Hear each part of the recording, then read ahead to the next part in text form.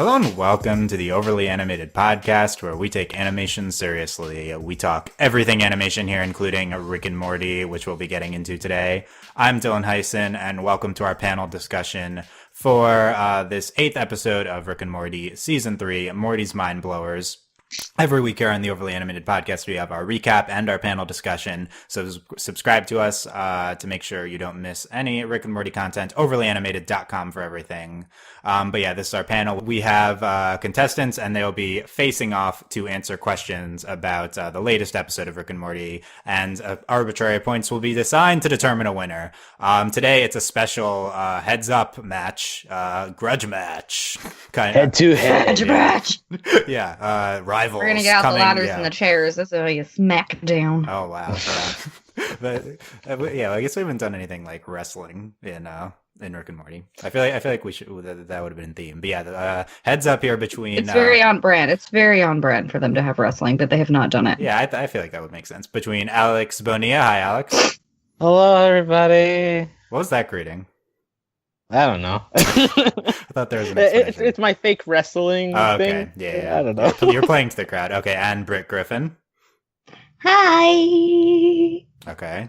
There's our two contestants. Alex and Brit will be facing off, answering 7 questions. Since it's just the two of you, I'm just going to assign a winner to each question.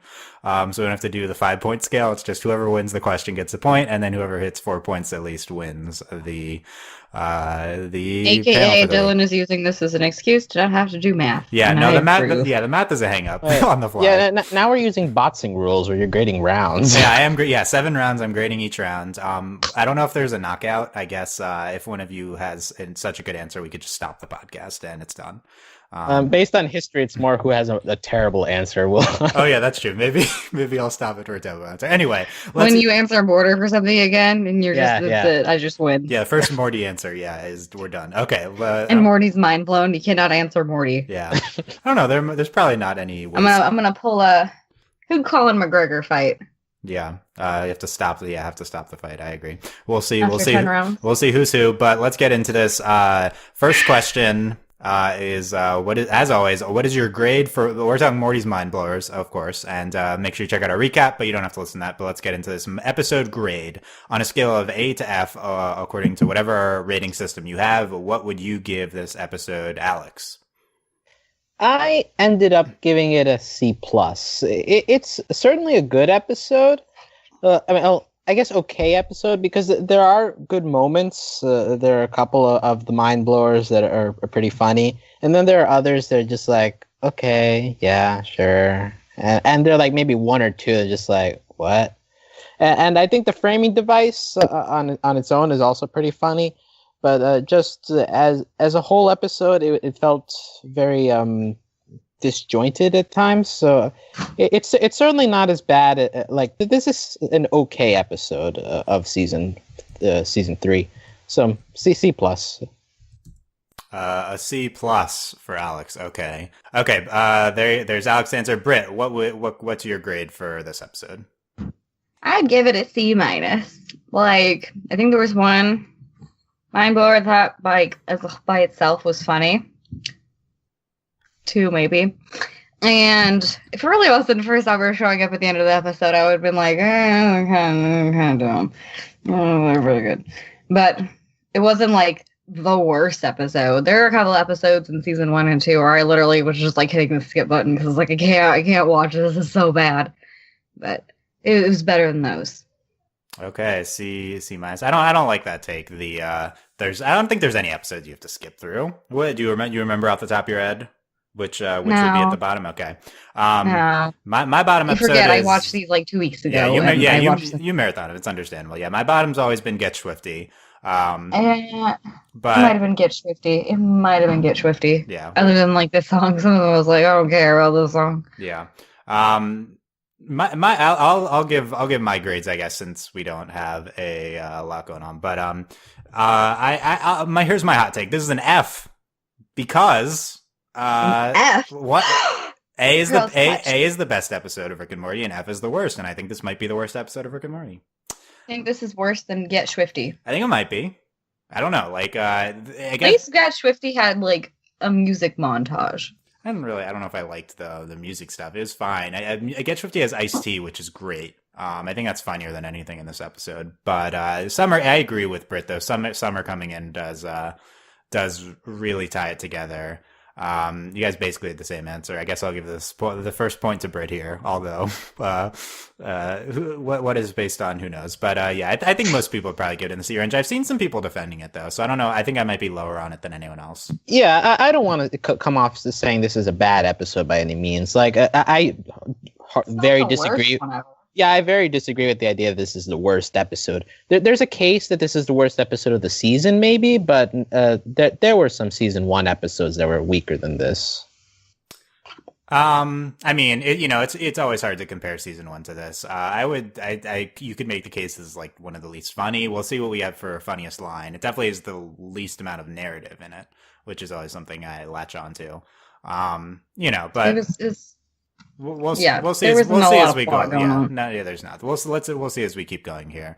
But yeah, even if I was giving it a F, I wouldn't give it. I wouldn't say it was a bad episode. Still, no bad episodes of Rick and Morty, of course. So, next question: what was your favorite mind blower? So, we had these mind blower montages of like the fake past clips. So, named or unnamed, we have like 15 options here or something. Britt, what's your favorite mind blower? Probably the enchilada one where they're eating. He's getting a chimichanga and they're killing the alien dude and he gets hit by a car. And he's just like, I should have listened. And it's just like, you've lived your whole life in your culture and you didn't doubt it, or no one doubts it, but you also have like proof. Like you could see your soul through your body. Does nobody die around you? Also, what makes Rick a great warrior? He's kind of shitty. I don't think he'd win a fight. His guns are cool. Maybe their definition of good warrior is just how many people you've killed. He would be very good at that. Yeah. It was my favorite because it's funny when he died. I giggled. Okay, Britt likes people dying. Noted. I love that point though. That he's never seen someone of his species die before. that's a good point. Why? Like I saw somebody die today, and 2 people be born. Shouldn't he know? Shouldn't he know? Yeah. Where's his grandma? Well, I wonder maybe all these Fleetflorpians go to other dimensions or other planets to do this. So as a result, nobody ever actually sees each other die. I guess. But they have to be killed by a great warrior. Couldn't they just like pick somebody from their planet? Yeah. I guess maybe they want to be unique. Like that they all want to go to the warrior they love the most or they've idolized throughout their life. But why isn't that one of their culture? There's just like. That's the rule. Can't be another Florpian.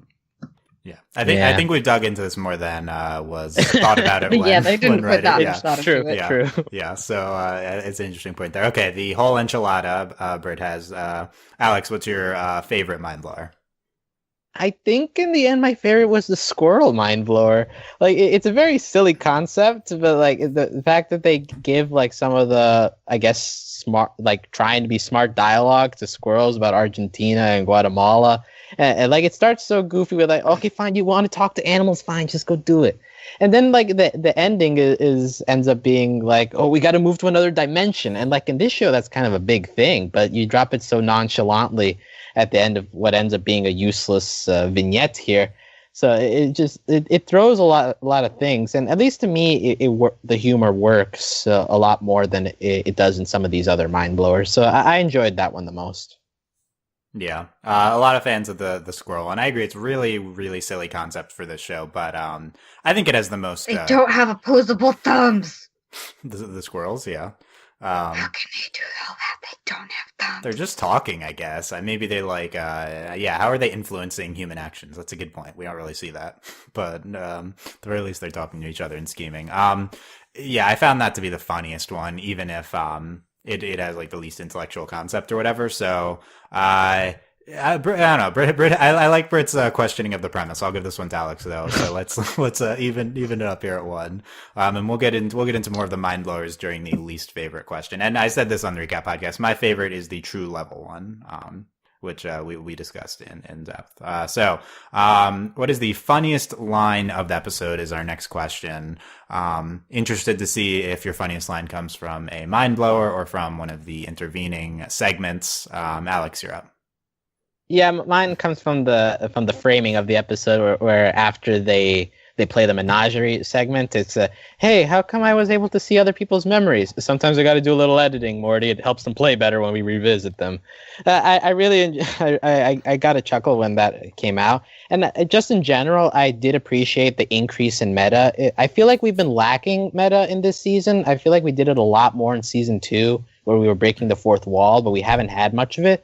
So I enjoyed that we did a lot more callbacks to like interdimensional cable and just like how these vignettes were being portrayed in the first place. The anthology line, that was also pretty good. But I enjoyed that one the most, just the edit. Like, yeah, I took the time to edit these. Yeah, I really like that. And that's such a common critique you'll see online. Like, how would that character have seen that? So I like kind of like immediately making fun of that right after the clip of that. Okay, Britt, what's your funniest line of the episode? The funniest line of the episode is, I know I don't have much going on here except I know that Men in Black 2 is a joyless cash grab. The fact that he loses everything, but he is Men in Black 2. Let's get your take on Men in Black 2, Britt. I've never seen it. Oh. It came out when I was like 7, and I wasn't allowed to watch them. Yeah, it was a while ago. Now, see, I wonder if this joke failed because nobody remembers Men in Black 2. Why would only Rick be able to remember this? So maybe that's the gag. Yeah. No one remembers it except for Rick. Well, okay, maybe that's the joke. Yeah, maybe, but definitely a lot of people saw all of those movies. It was a while ago, and yeah, we were pretty young when it came out. I did like the Men in Black making fun of. I was gonna give it if you'd seen it and had more of a critique, Britt, but I have to give it to Alex with that. You gotta back up these claims with the. You're right. In between watching this episode, I should have watched Men in Black too. That's the ultimate preparation. I should have spent my time doing that instead of napping. Yeah, I mean, you might have accomplished both, I think, but then you could have at least said you see it. Okay, so those are both good choices. Yeah, there's a bunch of stuff from the in between segments. I think it's telling that both of your choices came from those segments. But yeah, I like the Simpsons Halloween special line. The Rick, like after they lose their memory, he says, "Don't look at me, like for all we know, you could be the fucking weirdo." With being in the room. That was funny. That was funny as well. Yeah, I actually that was like the segment break. Since we're only 2 people there, I can dive into my takes on Rick and Morty structure. I actually think the lines that come right before the commercial break, there's only one in the show, are like set up to fail almost. I feel like they don't have, like, Rick and Morty lines work best when they're just like one joke right after another, and we find those the funniest. So I think the ones that come right before the commercial are a disadvantage. Also, I want to point, like, that joke is like implying that, like, you know, the little kid and old man. We also had in the Moonspiracy that he was being the main character is being suspected of being a pedophile. And I think in previous episodes, like that we've been talking more about Morty having sets and all. Like, am I just noticing this more, or have they always done a lot of pedophile jokes? I mean, the whole show's premise is based on that. Like, the original Rick and Morty pilot is Rick being like, you gotta lick my balls, Morty. It's the whole premise of the show, I feel like. So I think this has been around for a while. Okay, I'm just noticing. I like that the principal actually just like beat him up though, so it was like, no. Yeah, Principal Vagina on point. That was a funny moment. Yeah. I think the best part of that episode, of that segment. Yeah, Alex, did you... It was really the only reoccurring one. I think the moon one was my like least favorite. I was like, I have to. That's a question. So save it for that's the next question. So you can quickly though, Alex. Principal Vagina, you're the Principal Vagina's #1 fan, right? Yeah, but he was much better in Get Swifty. I enjoyed the joke that he like considers all this code, and I especially cheered when he punched Mr. Lunas in the face. But I still think he did a much better job in Get Swifty. He's better when he's absurd. Yeah, he was pretty responsible here. So yeah. Okay. He was fine. Do you think that he actually was, and that's why he took his own life? I mean, I think so, right? Yeah, because Mr. So he lived on the moon. Principal Vagina says, well. and Well, a Marine and had an awful mustache. Well, he wasn't actually. slash He was unibrow. not actually on the moon. I think that was the point of that. Yeah, Alex. No, Principal Vagina was saying, well, he was denying it pretty hard. That's a sign of a pedophile right there. Yeah, that was speaking for the audience. Yeah. Although questionable logic. Okay, Brit referenced already. What was your least favorite mind blower, Brit? Moonspiracy. Why? It was just kind of dumb.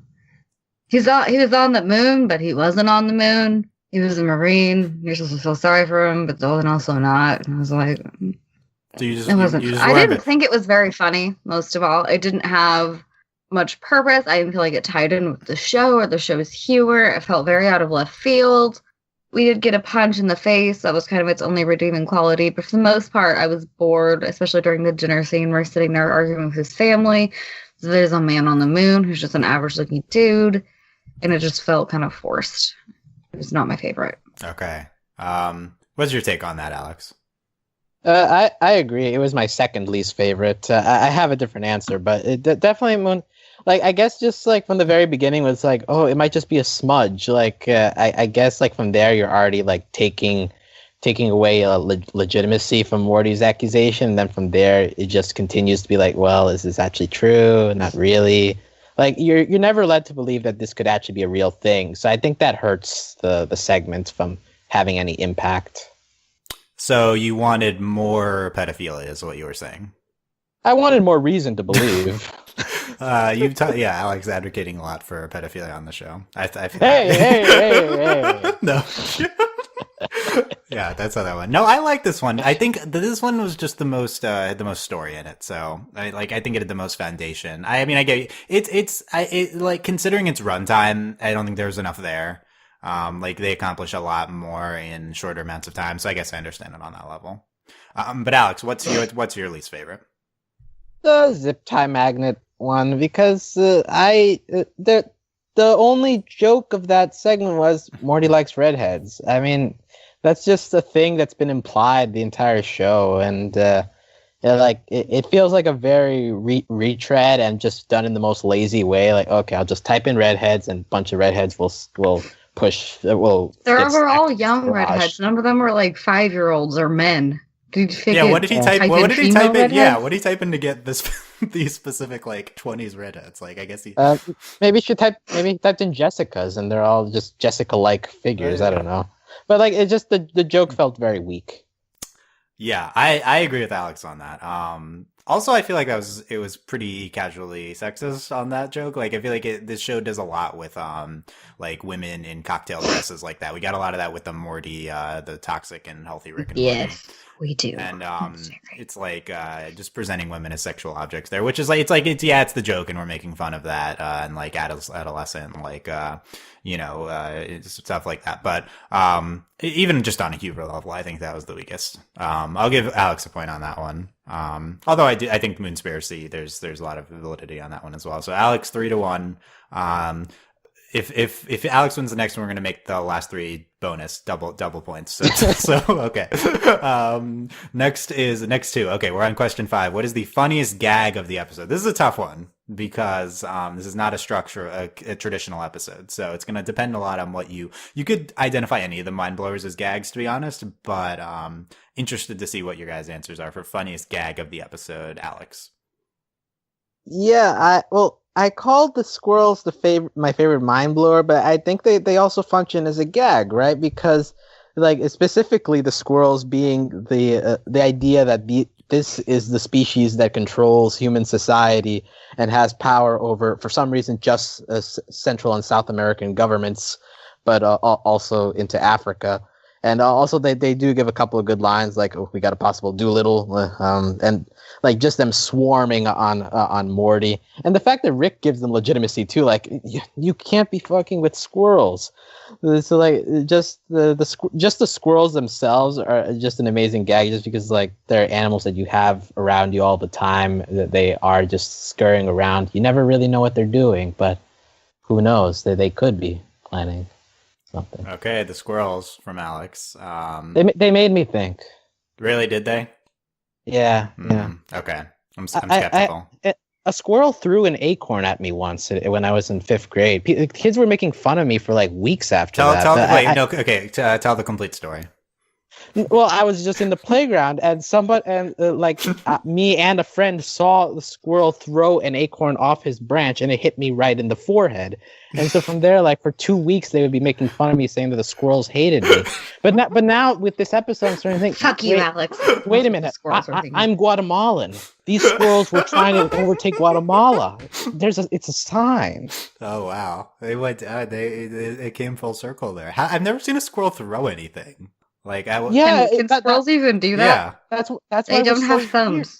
No, but they can grab the acorn with their front paws. So head chucked it at you? So did he throw it out here, or did he accidentally drop it and hit a kid in the face? I mean, I don't know, but it was forward, so it can't really be dropping. That is how gravity works. That is how gravity works. Yeah, well, gravity with forward force would result in, I guess, what you could call a toss. I like that they made fun of you for squirrels hating you.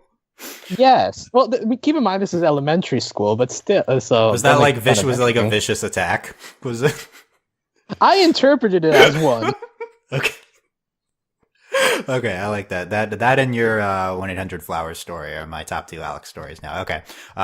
There's the Alex Pick Squirrels. Britt, what's your favorite gag of the episode? Oh god, it's gonna be hard to top squirrels. Probably the helmet. It's the biggest running gag. Also the TVs, which is also a running gag, but that's like series long, where it's like, I smell a craftsman. And they're like, they're house hunting, but they're actually like hunting houses. Does that count as a gag? Because it's okay. So that's my favorite gag. House Hunters one. Yeah, the show that was happening. Yeah, I know that. Yeah, that was my favorite. They were house hunting, but literally in the background. They were rednecks with guns. Okay, I'll accept that. I also do think the helmet is a gag. Just the concept of the episode is a gag. Yeah. I'm not sure if the helmet would count as a gag or not. Yeah, that was my other favorite. I really like Jerry's helmet as a gag. The fact that it's just so low tech and he only has like 3 memories that it's been erased. Yeah.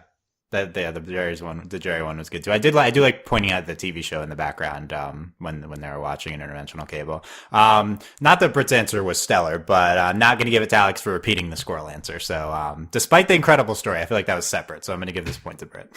I deserve a half point for that. If this was the traditional point structure, you would have gotten bonus points, but I cannot award bonus points on the structure. So fair enough. No, you should have saved the squirrel story. Although I guess it would not have been relevant to another episode. Okay, this is the squirrels could come back. Maybe that'll come into the plot of the finale. What if Evil Morty teams up with the squirrels, man? What if they lead Evil Morty into the army of squirrels and he gets eaten by squirrels? And then Tammy comes in and the squirrels make her her queen. Yeah, are you? Is that your stoner Rick and Morty impression? Sure. I guess that is a demographic that definitely a lot of people, stoners watching the show for sure. Shout out.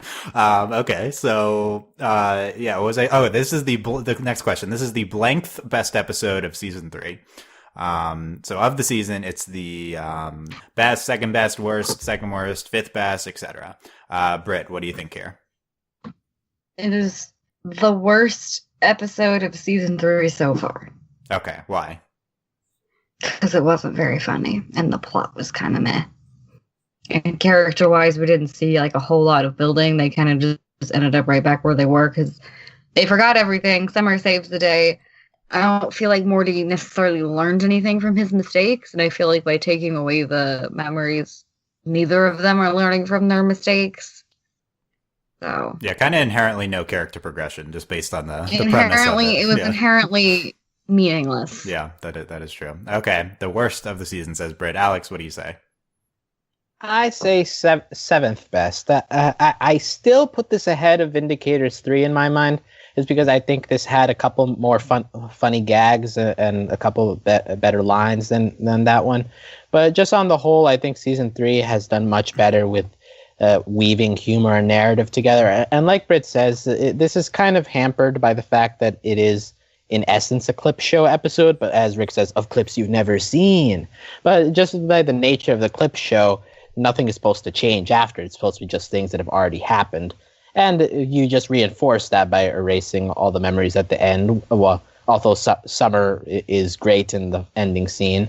And I don't think you learn much new about Rick and Morty, especially compared to previous episodes of this season.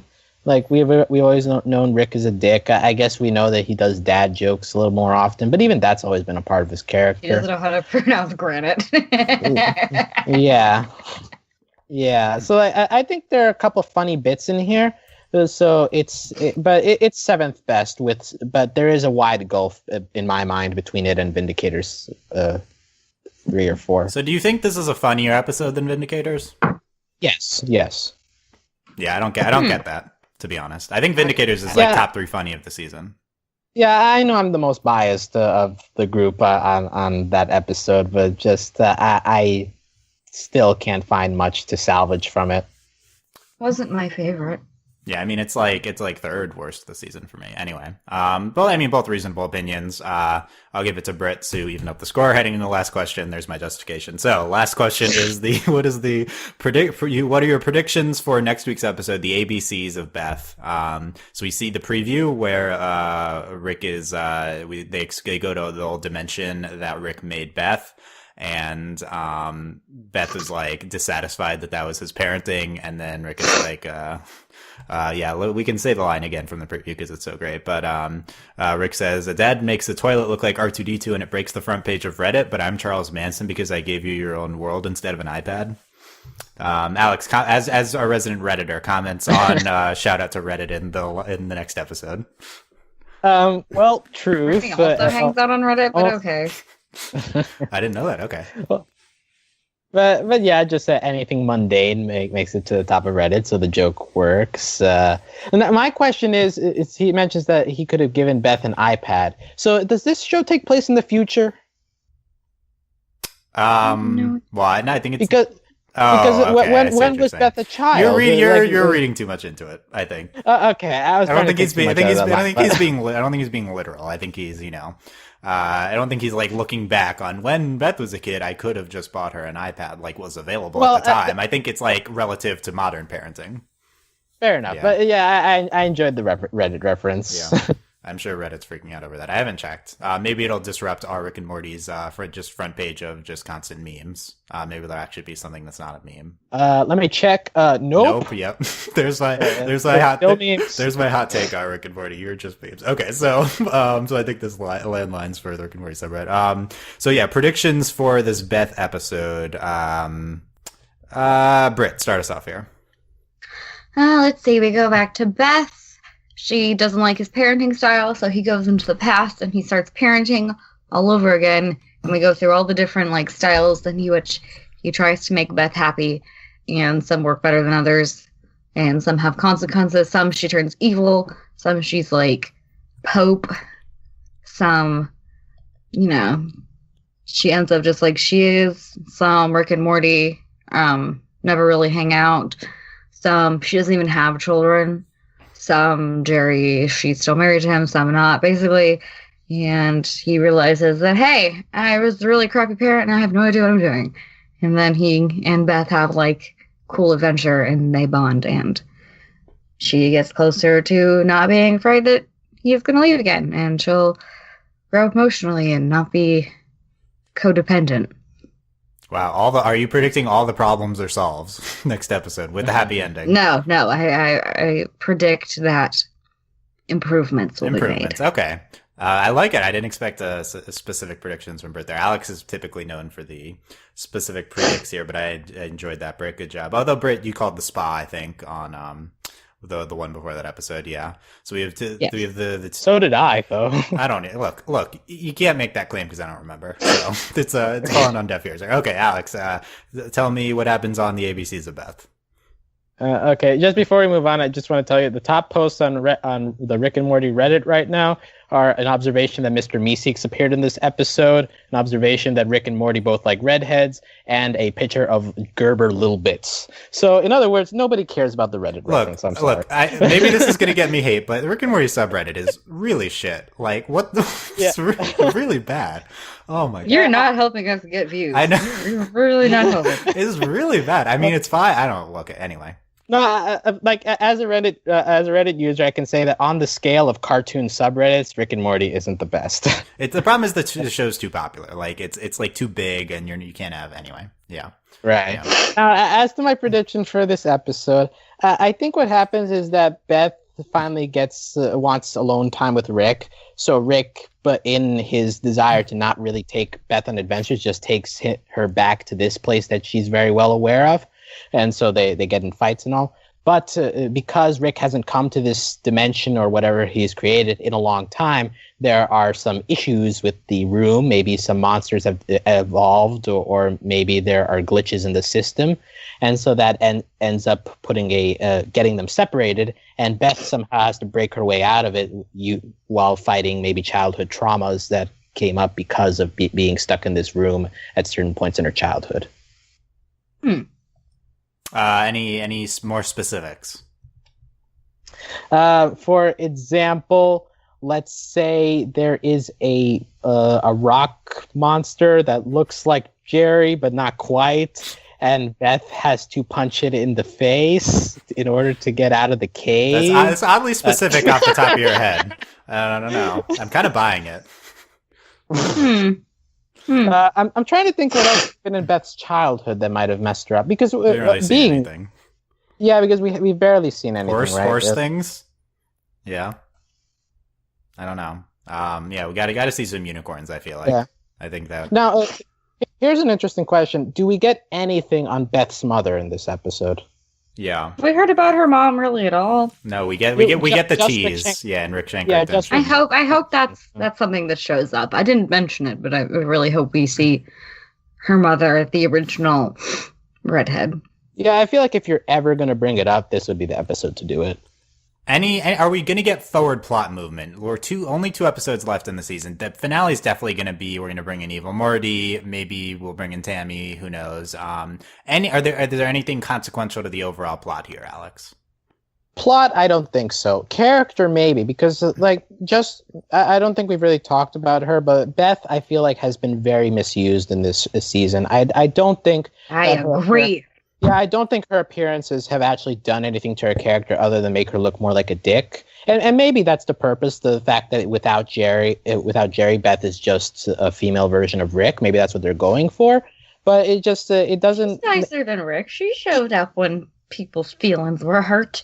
Eventually, right? But like, for example, the episode where Summer gets turned inside out and all, she's very stubborn and all. It's Morty who has to carry that plot because Beth is just too illogically stubborn. I feel. Just all in all, I don't like how Beth has been portrayed in this season, and I feel like this is the last chance you have to redeem her as a character, minus Jerry, in this season. Don't agree. What do you think about that take on Beth's character, Britt? I think that it's kind of unfair that she would compare her to Rick when Rick is just like way off base, and that, you know, Beth has not always been with Jerry. She's been with him since high school, but she still has an entire life up to that point without either of them.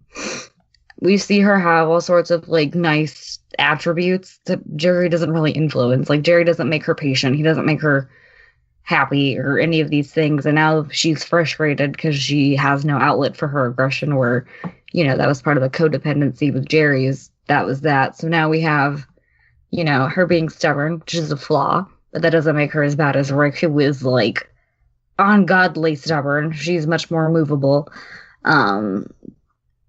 They have certain personalities. You know, they're both extremely smart, but she's never really gotten to apply herself in the same way. But like, she doesn't have a god complex where Rick has a god complex. She's just finally like on her own, or starting to become on her own and try to make decisions that don't solely involve like other people.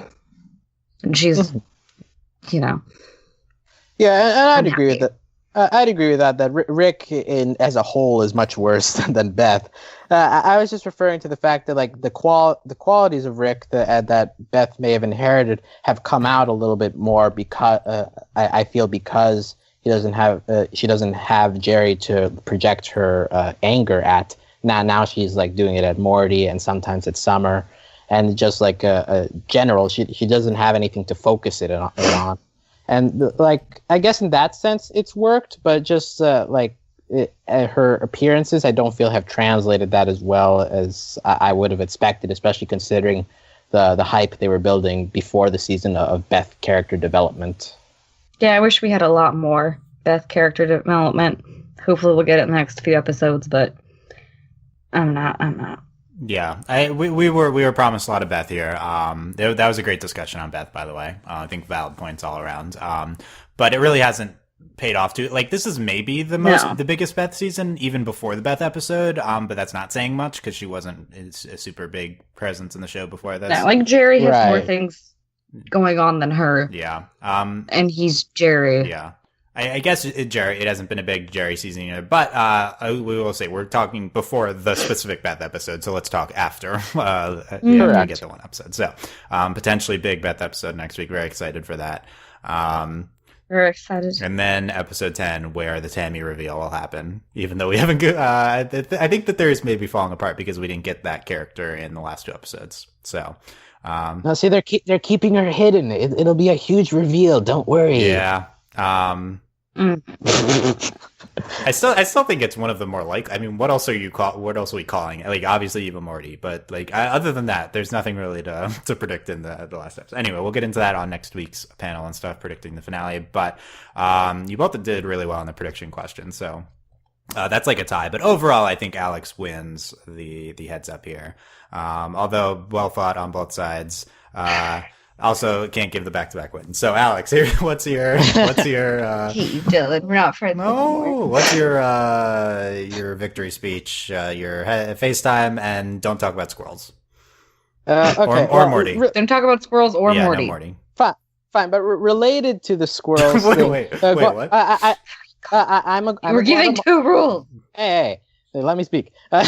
I'm a Guatemalan, so shout out a todos los oyentes hispanohablantes que nos escuchan. But Guatemala in animation hasn't been referenced very often, so I just want to give my quick power rankings. Number 4 in B Movie, they make a really bad joke about watermelon. I thought you said Guatemalan. Imagine Jerry Seinfeld saying that. Number 3, you have The Simpsons. They use the Guatemalan chili peppers for one of their older episodes. I believe it came from Quetzaltenango, so that was a nice shout out. Number 2, Manny from Cloudy with a Chance of Meatballs. I think he's the doctor. And he mentions, I came from Guatemala to come to a better life. Good idea, right? As he's surrounded by spaghetti. But I like that the Guatemalan is portrayed as a hard worker, and he does a bunch of different jobs, so that's nice. But I think this reference ends up being the number one. The fact that we referenced the Guatemalan Civil War, the fact that the CIA came into Guatemala, deposed a democratically elected leader just because they thought he was a communist, and the fact that he was kicking out the United Fruit Company and installed a dictator, thus messing up Latin American politics for almost 20, 30 years. So just the fact that they managed to slip that reference in makes this the best reference to Guatemala in animation. Wow, the number one Guatemalan reference that Alex has seen in animation, says Alex. Out of 4. I'm going to need you to try again on the B Movie line with your best Jerry Seinfeld impression, please. If you don't, I get to knock you out and win. Yeah, all double or nothing. Watermelon? I thought you said Guatemalan. Sure. That's my sure. That's my reaction. Okay. Wow. Then again, if you hear Jerry Seinfeld speak, you would also say sure. Alex, if you had not won, where would you have used this prepared FaceTime? Absolutely nowhere. Okay, good. I'm glad. That's what I wanted to hear. Good. I'm glad you had a preferred FaceTime because I did not. Okay, so it's worth it just for that. Yeah. I do not say in the instructions to prepare something. Yeah. No, but yeah, I feel passionate about my country since great, it is mentioned so very little. Anytime you get Hispanics in animation or in media, they always go to Mexicans, maybe Colombians because of the drug trade, and Guatemalans just get ignored. We're like even on a map, we're basically the shit of Mexico. So it's just you never. You never get noticed, so it's nice to get a bone thrown every once in a while. Oh my god! Yeah, look at it on a map. Mexico is basically like a butt, with Oaxaca being like the asshole, and then Guatemala ends up being the shit. And then Belize is right off on the side. I guess that'd be like the harder piece of shit. No, maybe stop. I don't want to talk about poop, okay? Yeah, I worked a clinic shift today. I've heard enough about poop. We're gonna have, Okay, fair Brittany enough. does not want to talk we're gonna about have a poop. follow-up podcast elaborating on Alex's view of the map here. So that's next podcast. But yeah, I think that's I'm going to talk about trait care and no. But also secretion. no, not that, and also not this. But that being said, the rankings, I think that's our best FaceTime. So good job on that, Alex. Let us know any other Guatemala references that we need to bring to our attention. For sure. Yeah. Also, yeah, we need running tally. There needs to be like a weekly segment. That's the Guatemalan reference of the probably week get into from other this podcast. countries, but I don't know. Yeah. No, just Guatemala. I mean, there's only been 4. Anyway, But he there you go. knows them. Congrats to Alex. Also, great job, Brit, here. And that's our panel. Let us know what you thought in the comments. What do you thought of this episode? Are we too harsh on it, etc.?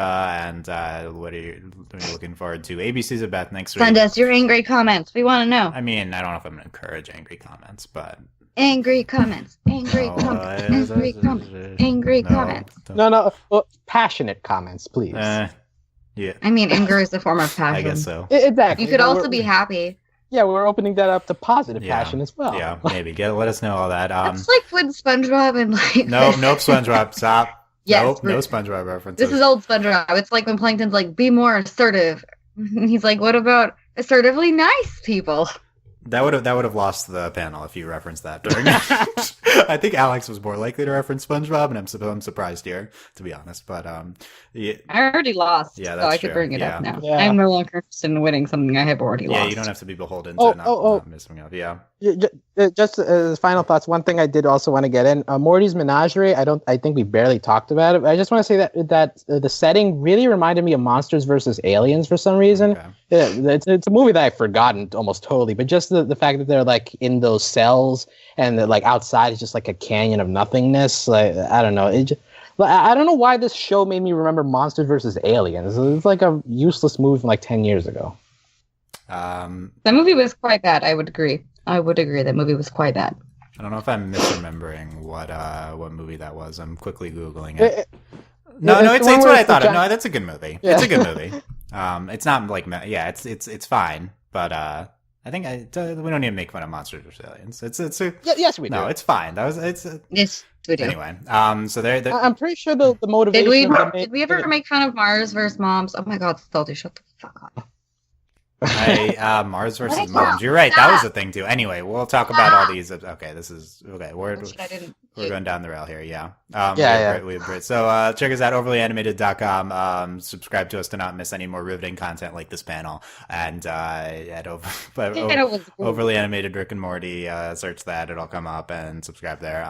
Check out our BoJack Horseman podcast. We're still going strong on that. Yay! And also we have a new Discord up to just text chat about Rick and Morty and other animated shows. Join us there at overlyanimated.com/Discord. Support us via Patreon, patreon.com/overlyanimated. Thank you very much to all of our current patrons, especially our patron of the podcast, Connie, aka Veronica Cucamonga. And thanks as always to our patron executive producers, John, Ryan, Steve, Alex, and Andy. A bunch of BoJack Horseman, a bunch of other stuff coming up here on the Overly Animated podcast, including still in the heart of this Rick and Morty coverage. So, also speaking of Reddit, we do have a Steven Universe subreddit discussion on one of our more recent podcasts as well. Yeah, this is the most Reddit discussion we've ever had in these two podcasts. So,